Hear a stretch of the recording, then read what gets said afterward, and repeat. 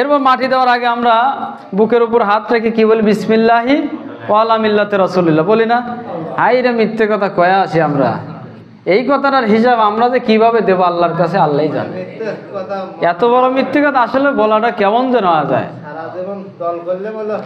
এখন আমি ধরেন নামাজ পড়লাম না, সত্য কথা বললাম না, হালাল হারাম খাইলাম না, মা বাবার খেদমত করলাম না, মানে আল্লাহর যত আইন আছে আল্লাহর আইনের কথাই ধরেন, আল্লাহর হুকুম আহকাম মানলামই না, নবীজির সুন্নত তরিকা অনুযায়ী চললাম না।